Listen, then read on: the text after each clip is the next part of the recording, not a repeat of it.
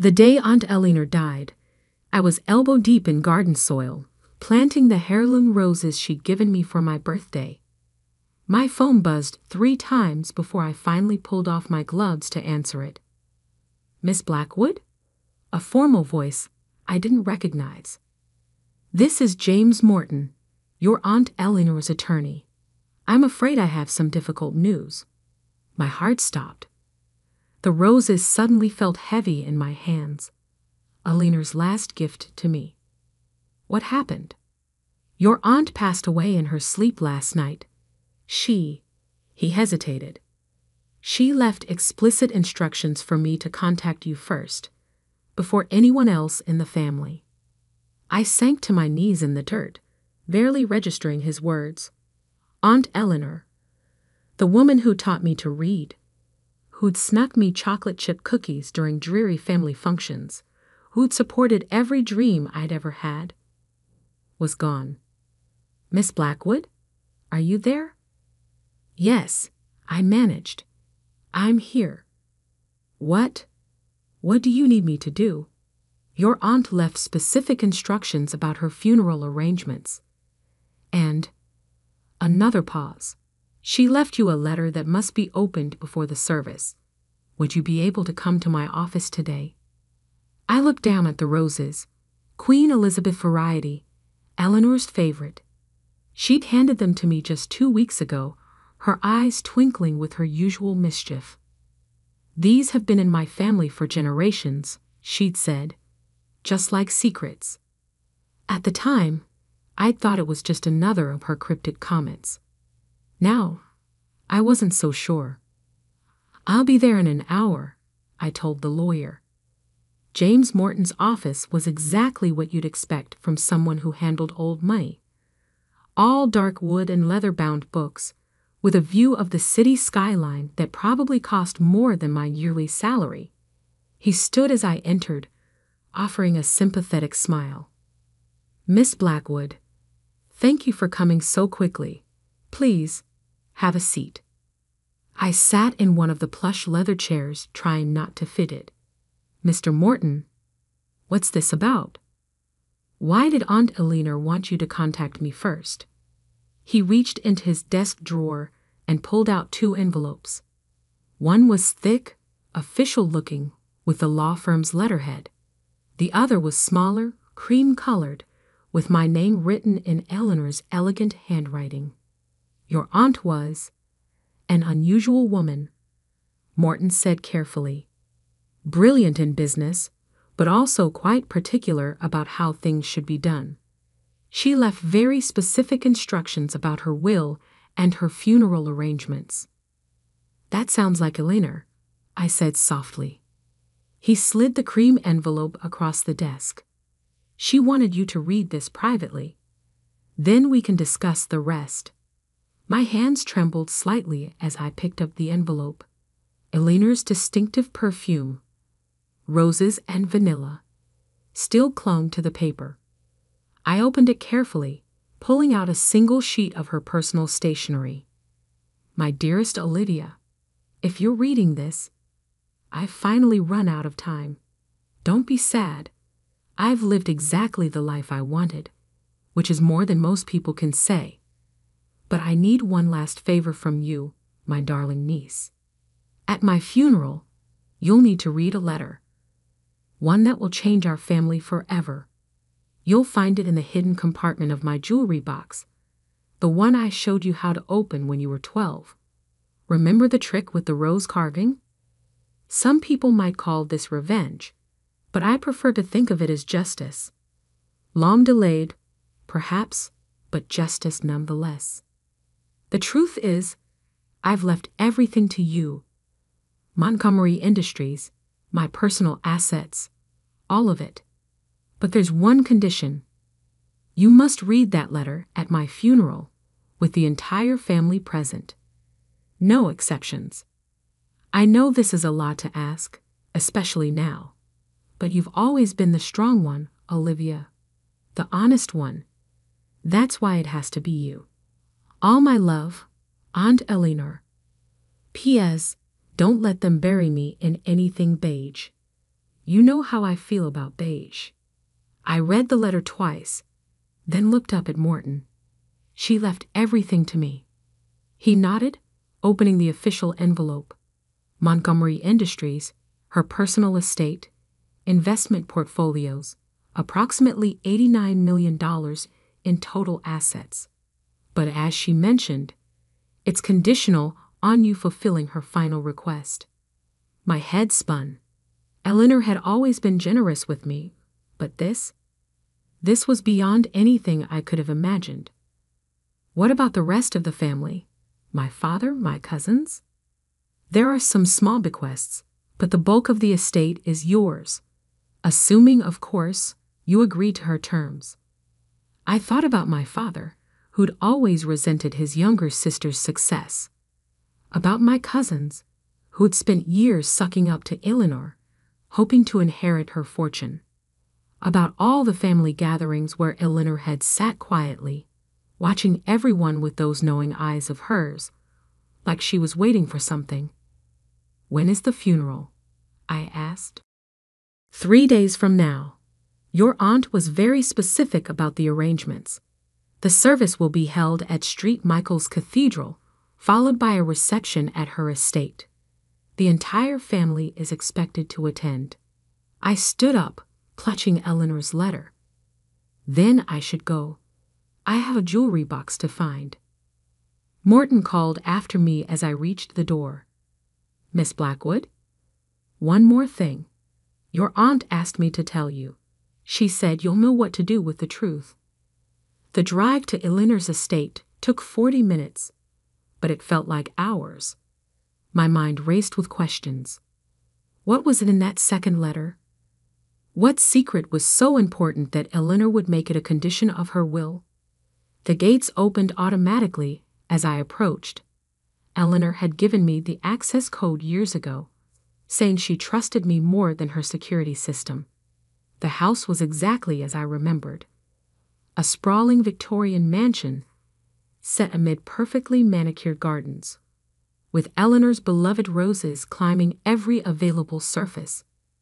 Mrs. Peters, the housekeeper, met me at the door. Her eyes were red from crying. "Oh, Miss Olivia, I'm so glad you're here. She left instructions that you were to have full access to her rooms." "Thank you, Mrs. Peters. I won't be long." Eleanor's bedroom was on the second floor, overlooking her prize, rose garden. Like everything else about my aunt, it was elegant but full of hidden whimsy.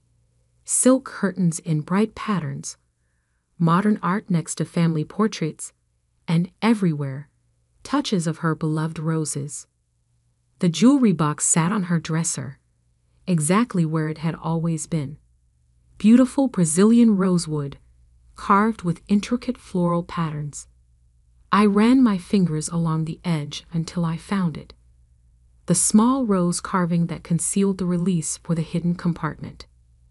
"Third petal from the left," I whispered, remembering Eleanor's instructions from all those years ago.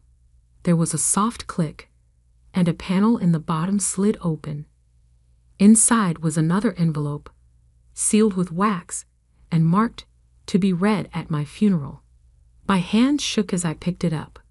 It was heavier than I expected, and I could feel what seemed like photographs inside. For a moment, I was tempted to open it right there. But I knew Eleanor. Everything she did had a purpose. If she wanted this revealed at her funeral, in front of the whole family, she must have had her reasons. I slipped the envelope into my bag and took one last look around the room. On the bedside table was a framed photo I'd never seen before.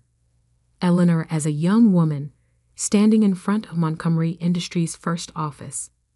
She was smiling that knowing smile of hers, the one that always made me feel like she could see right through people's pretenses.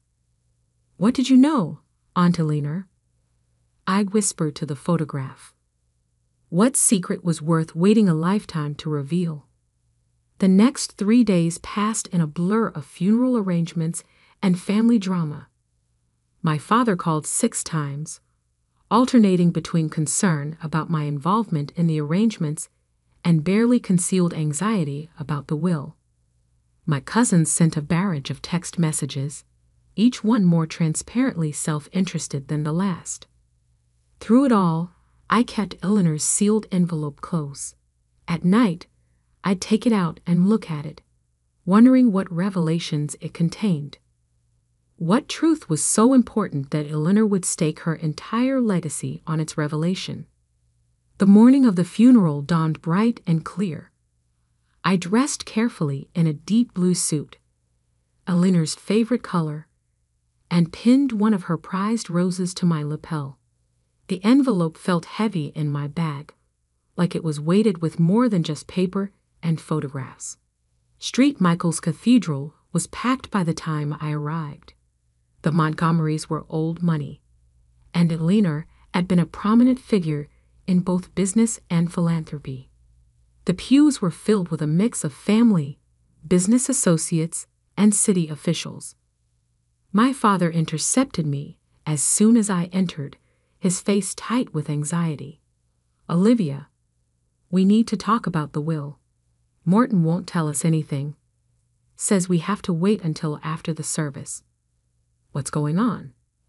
I met his eyes steadily. "We'll all find out together, Dad. That's what Aunt Eleanor wanted." He grabbed my arm as I tried to pass. "Olivia, if you know something." "Let go, Dad," I said quietly, but firmly. "This is Eleanor's funeral. Show some respect." The service itself was beautiful, exactly as Eleanor would have wanted it. No beige in sight. The flowers were all roses in deep reds and vibrant pinks, her favorite colors. The minister spoke about her generosity, her intelligence, her dedication to making the world better. Finally, it was time. Morton caught my eye from the front pew and gave a slight nod. My hands trembled slightly as I walked to the podium, Eleanor's envelope clutched in my hands. The cathedral fell silent as I faced the congregation. My father sat in the front row, his face a mask of barely controlled anxiety. Next to him, my cousins John and Rebecca leaned forward eagerly, like vultures awaiting their next meal. I took a deep breath, breathing in the scent of roses that filled the air. In that moment, I could almost feel Eleanor standing beside me, giving me strength. Before she died, I began, my voice steady despite my racing heart. My Aunt Eleanor left me a letter with specific instructions. She wanted it read here today, in front of everyone who knew her. I broke the wax seal slowly, aware of hundreds of eyes watching my every move. Inside were several sheets of paper, and as I'd suspected, photographs. As I pulled them out, I heard my father make a strangled sound from the front pew. The first photograph showed a young Eleanor standing next to a man I didn't recognize. They were both smiling, holding up what looked like blueprints. The second photo showed the same man at what appeared to be a construction site, with the early foundations of what I now recognized as Montgomery Industries' first building. My name was Eleanor Montgomery, I read from the letter. And this is the truth about how Montgomery Industries began. My hands were steady as I began reading Eleanor's letter, my voice carrying clearly through the hushed cathedral. My name was Eleanor Montgomery, and this is the truth about how Montgomery Industries began. The man in these photographs is Harold Bennett, a brilliant engineer and my business partner in 1975. He was also the true founder of what would become Montgomery Industries. A murmur rippled through the congregation. In the front row, my father's face had gone completely white. Harold and I met at university. I continued reading. We shared a vision of creating sustainable building materials that would revolutionize the construction industry. Harold had the technical genius, and I had the business acumen. Together, we created the foundation of what Montgomery Industries would become. I pulled out another photograph, this one showing Eleanor and Harold shaking hands over what appeared to be a contract. We were equal partners, splitting everything 50-50. The patents, the company, the profits, all of it was shared between us. Until the night of October 15, 1976, when Harold died in what was reported as a car accident. My father started to stand, but my Uncle James pulled him back down. I kept reading. But it wasn't an accident. The brake lines in Harold's car had been cut. I discovered this too late, after the police had already closed the case. I also discovered something else. Papers had been filed just hours before Harold's death, transferring his entire share of the company to the Montgomery Family Trust. Papers that bore his signature. I looked up, meeting my father's eyes directly. A signature that I now know was forged by his business partner at the time, my own brother, Richard Montgomery. The cathedral erupted in gasps and whispers. My father stood up, his face contorted with rage. "Stop this immediately," he shouted. "This is slander." "No, Dad," I said calmly. "This is truth. Aunt Eleanor left proof." I held up a stack of documents from the envelope. The original contract between Eleanor and Harold. Forensic analysis of the forged documents. Police reports that were buried. Bank transfers. She kept everything. Why? The question came from my cousin John, who was staring at his uncle, my father, with dawning horror. Why reveal this now? I turned back to Eleanor's letter. "I'm revealing this now because I've spent 45 years building this company into something Harold would have been proud of. I've used our success to fund research, to support sustainable development, to create opportunities for brilliant minds like his. But I've also spent 45 years watching my brother profit from his crime, watching him raise his children to believe that privilege and power put them above the law." My father had sunk back into his pew, all the fight gone out of him. I continued reading. "The truth is, I should have come forward years ago. But by the time I had gathered all the evidence, the company was employing thousands of people. Going public would have destroyed not just Richard, but countless innocent families who depended on Montgomery Industries for their livelihood. So I made a different choice. I decided to wait, to build, to make sure that when the truth finally came out, the company would survive it." I pulled out one final document from the envelope, a yellowed envelope addressed to Harold Bennett's only surviving relative, his daughter Sarah. Which brings me to my final confession. Over the years, I've kept track of Harold's daughter. I've anonymously funded her education, her research, her work in sustainable engineering. I've watched her grow into the kind of brilliant, ethical scientist her father was. Sarah Bennett now runs one of the most innovative green technology firms in the country, though she's never known who was backing her. More guests filled the cathedral as a woman stood up from the middle pews. She was about my age, with Harold's dark eyes and determined expression. Eleanor had arranged everything, even ensuring Sarah Bennett would be here for this moment. The second part of my will, I read, my voice growing stronger, leads a 30% share of Montgomery Industries to Sarah Bennett as partial restitution for what was stolen from her father. The controlling interest goes to my niece Olivia, the only member of the Montgomery family who has shown the same commitment to ethics and innovation that Harold and I once shared. I looked up at the stunned faces before me. The letter is signed, Eleanor Montgomery, co-founder of Montgomery Industries and keeper of its greatest shame. The silence that followed was deafening. Then slowly, Sarah Bennett began walking toward the front of the cathedral. She stopped in front of my father, who seemed to have aged decades in the past few minutes. All these years, Sarah said, her voice shaking slightly. I thought my father was a failure who abandoned his work. I never knew.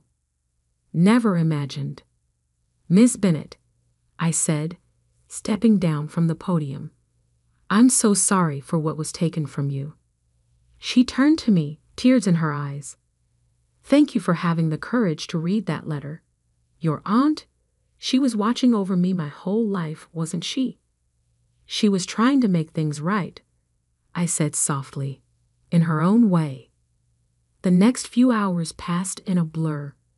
The reception was unsurprisingly tense, with family members splitting into factions. Those who demanded the letter be suppressed, those who insisted on going to the police, and those who simply sat in stunned silence. My father disappeared immediately after the service. I wouldn't hear from him for weeks, not until he checked himself into a rehabilitation facility, finally facing the guilt he carried for 45 years.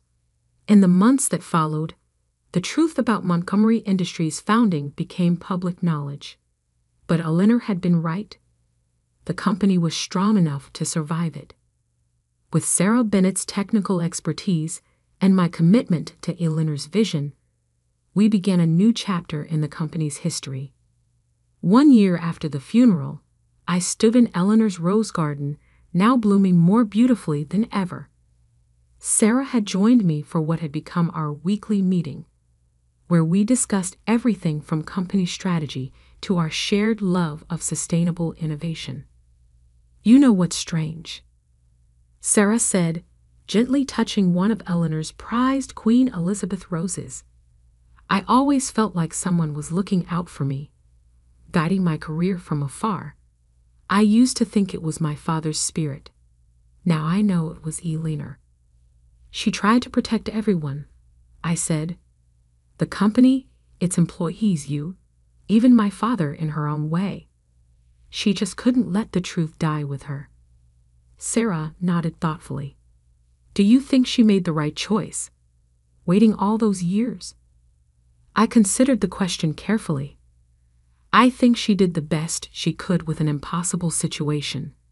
She turned a company built on fraud into a force for good. She made sure you were taken care of. And in the end, she made sure the truth came out on her terms. And what about you? Sarah asked. Do you ever regret being the one who had to reveal it all? I looked out over the rose garden, remembering Eleanor's knowing smile, her cryptic comments, her quiet strength. No, I said finally. Eleanor chose me because she knew I could handle it. She knew I'd understand that sometimes doing the right thing means facing uncomfortable truths. She would be proud of what we've built, Sarah said, gesturing toward the Montgomery Industries building visible in the distance. A real partnership, just like she and my father intended. I smiled, touching one of the roses Eleanor had given me, now blooming in her garden. She once told me these roses had been in her family for generations, just like secrets. But maybe it's time for new traditions. Truth instead of secrets. Partnership instead of power. Building something together instead of taking from each other. Sarah squeezed my hand. I think both our fathers would like that. That evening, as I sat in Eleanor's study, now my study, going over company reports, I found a small note tucked into her old desk calendar. It was dated the day she died, written in her elegant hand. Dearest Olivia, if you're reading this, you've done what I asked. You've faced the truth and handled it with grace. That's why I chose you, not just to inherit the company, but to make it better than it was, to make it what Harold and I dreamed it could be. The roses in the garden will bloom again next spring. When they do, remember that beauty can grow from even the darkest soil, if we have the courage to plant it. All my love, Eleanor. I placed the note carefully in my drawer and looked out at the garden, where the setting sun painted the roses in shades of gold. Eleanor had left me more than just a company. She'd left me a chance to right an old wrong, to build something meaningful, to prove that it's never too late for truth to bloom. Tomorrow, there would be meetings and decisions and all the responsibilities that came with running a multi-million-dollar company. But for now, I sat in the quiet of Aliner's study, surrounded by the scent of roses, knowing that sometimes the heaviest inheritances aren't measured in money, but in the weight of the truths we choose to carry. And like Eleanor, I would carry this truth with grace, using it not to destroy, but to build, not to punish, but to heal, creating something beautiful from the soil of the past. After all, that's what Eleanor had done. That's what she had trained me to do. And somewhere, I knew she was watching with that knowing smile of hers, proud that her final secret had finally found its way into the light.